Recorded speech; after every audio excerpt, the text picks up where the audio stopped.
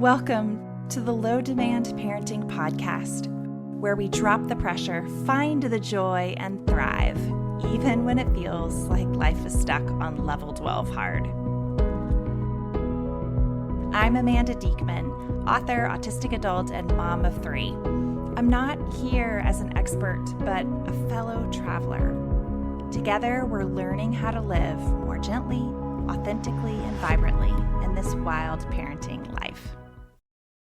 Hello. We are going to talk this week about how low-demand parenting is different from other parenting techniques, and after years of practicing low demand, what the most powerful demand drops have actually been. But first, I wanted to share that I have a new course coming out this winter.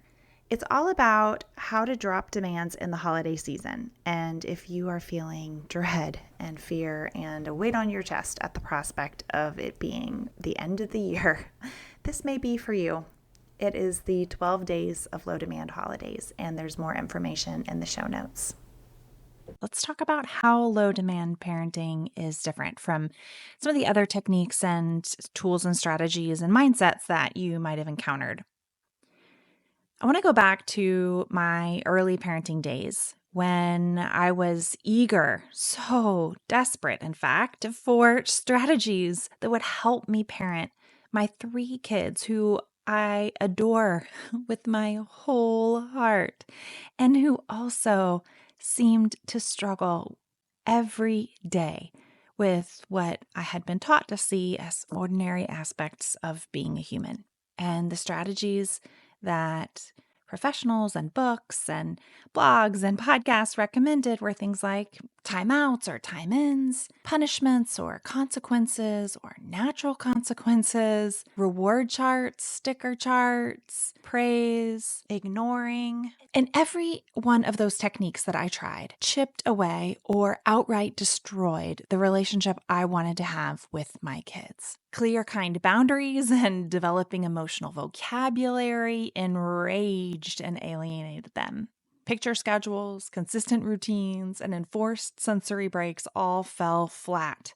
Nothing worked. All of the best techniques that I was taught failed. And every turn, it was my fault. I felt like such a failure. Discovering Ross Greene's work changed my path. Ross Greene is the author of many books, including The Explosive Child and the parenting approach called Collaborative and Proactive Solutions. When I discovered what Dr. Greene describes as releasing adult-controlled plans, or Plan A, and his encouragement for us to embrace true collaboration, it felt like freedom. When I truly gave up on my responsibility as the adult being to control the outcomes and the plans, I wept for days. I felt deep relief. I told my kids, I'm not going to force you to do things anymore. If you don't truly consent to it, we don't do it. We didn't even know what kind of life that would look like. It felt like stepping off a cliff. But there was a method. There was a path. And I felt like if we follow this, we'll be okay. The focus in Dr. Greene's work is on collaborative problem solving. The hard part is that this kind of back and forth, genuine, collaborative approach was still way out of reach for us. My children's trust in me and in themselves was low. The new scripts and questions that they proposed that I use were triggering, and I could tell we were going to spend a long time just letting things go and building trust day after day. And so that's what we did. We stuck right there, letting things go and building trust. And we developed low-demand parenting. And here is what we have learned. I've learned that children's trust is earned day after day. We live in a world that disrespects children and routinely violates their boundaries. Children are regularly controlled and manipulated by adults in full view of everyone. Low-demand parenting restores genuine trust by fostering children's inner voice, by listening to their boundaries and respecting their needs. This is a fundamentally anti-adultist approach. Adultism is when adults believe they're better or more important than kids and teens. leading them to ignore or control young people's opinions, feelings, and choices. Adultism creates an unfair power imbalance where adults make all the decisions and young people aren't treated with respect or seen as capable. I have learned that parents meet their own needs while honoring their children's boundaries. Boundaries are a huge topic in traditional parenting circles. For traditional parents, parents meet their needs by controlling their kids. Something like, I need my mother-in-law to think I'm a good mom, so you must behave at her house. In low-demand parenting, adults learn to identify the deep need motivating their tendency towards demands and to honor our own need while dropping what's too hard for the kid. In low-demand parenting, we adults learn to identify our deep needs that are motivating our demands. And then we practice honoring our own needs while dropping what is too hard for our children. As a low-demand parent, I have learned to heal my relationship to myself. What if you had been trusted and listened to as a child? What if the people in your life honored your boundaries and found creative ways for you to flourish just as you were? As we parent our kids, we give ourselves permission to grieve our pain and to heal old wounds.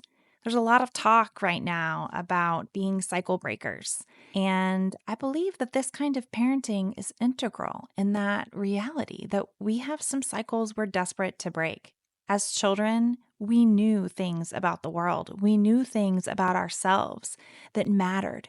And somewhere along the way, as we were not listened to, not trusted, not respected, not centered, as adults used their power and control over us and told us who we were and told us, more importantly, who we were supposed to be, we lost some of those threads. And so many of us as adults are desperate to come back to who we once were. This journey of parenting our children becomes a healing journey for us in our relationship to our own childhood and to our inner children who live in us today. In low demand, we view meltdowns as a sign of trust and a communication that something was too hard. In other parenting schemas, meltdowns typically mean something is wrong. It's a failure, a mistake, a problem. In low demand, meltdowns are just more information. They share that our kid trusts us enough to share their big feelings and something came up that was too hard. The adult then becomes a demand detective, discerning what happened, what crossed the line, what was too hard about that situation, and what information does that give us about what to drop in the future. Low demand works for easy kids and for tough ones. This was something that frustrated me so much as I explored different parenting techniques and trying to find ways to meet the needs of my really tricky kids. So many techniques work for lots of easy kids. But that's the reality with easy kids. Most everything works for them. But if it doesn't work for the ones who are extremely sensitive, if it doesn't work for the ones who feel so deeply, if it doesn't work for the ones who are disabled or have slower processing time or react to question asking, if it doesn't work for them, then it doesn't work. Easy kids are easy kids. That's the whole point. Easy kids are often hiding their discomfort under a veneer of helpfulness and people-pleasing. They are too scared of what would happen if they spoke up and named their needs. Maybe some of you were easy kids. You might remember how it felt. Easy kids can be jealous of their more reactive siblings' ability to self-advocate. They wish they could speak up. They wish they could say what they really thought. Low-demand parenting pays close attention to these subtle forms of communication and proactively lowers demands for all kids, easy and tough ones, to find children's true zone of tolerance. Low demand is proactive and it's reflective.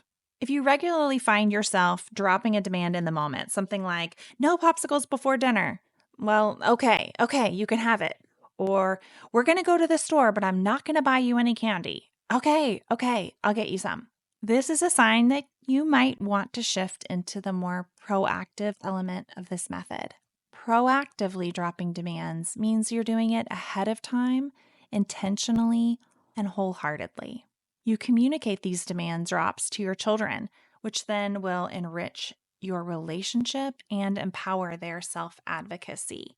You don't just let it go in the background and hope no one notices. You bring it right into the center of your relationship. Hey, I saw that was too hard.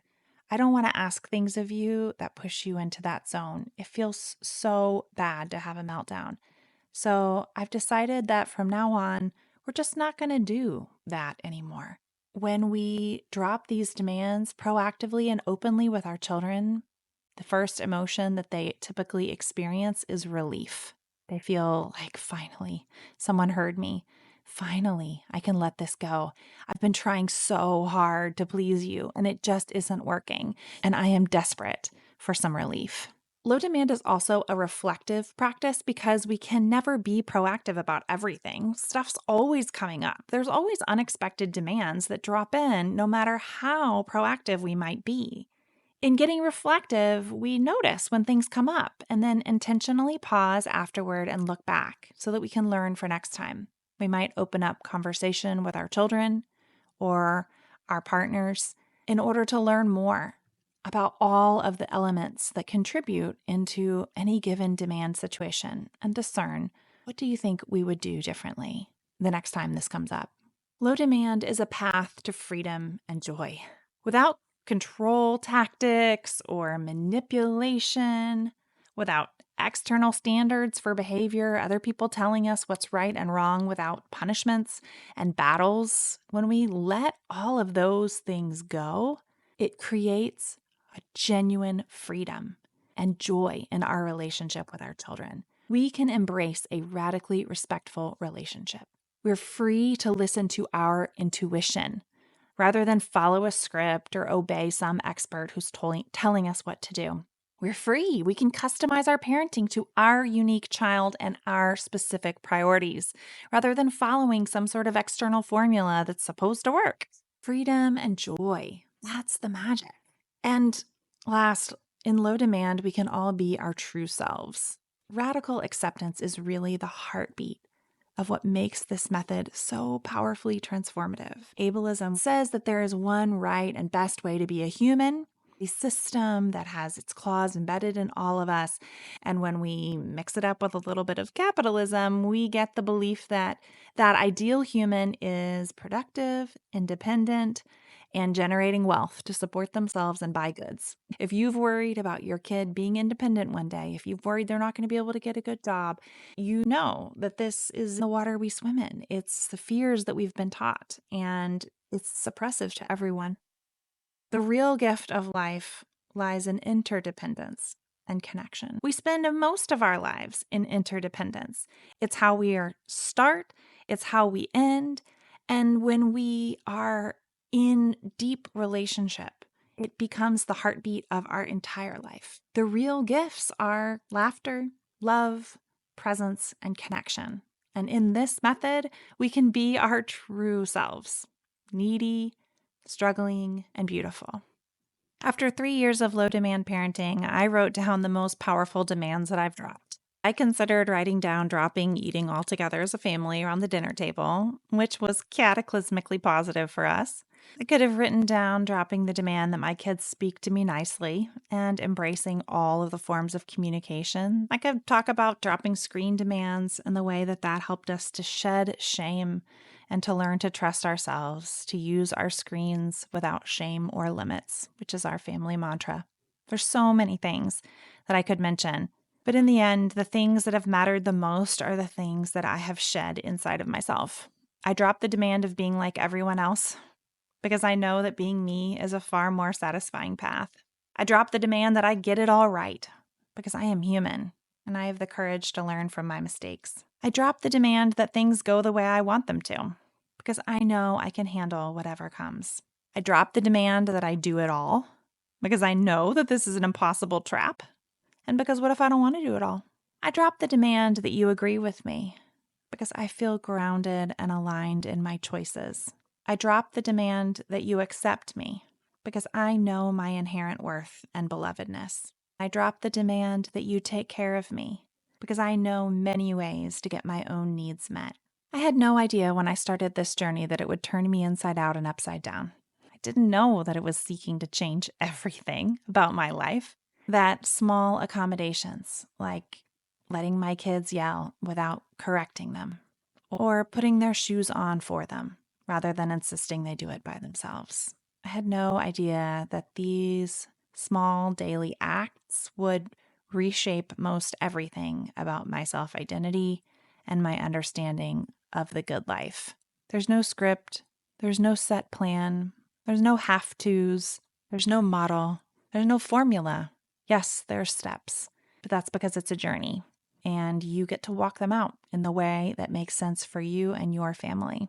The great freedom of stepping off the path is discovering that there is a whole wide world out there. So if you're out wandering around in the woods, I'll see you there. If this podcast is speaking to your soul, you can subscribe through wherever you get your own podcasts. Even better, if you feel the nudge, head on over to Apple Podcasts in particular and leave us a review. It's such a helpful way for new people to also get to experience what this podcast wants to bring into their lives. I'm Amanda. Remember, it takes great strength to let things go. I'll see you next week.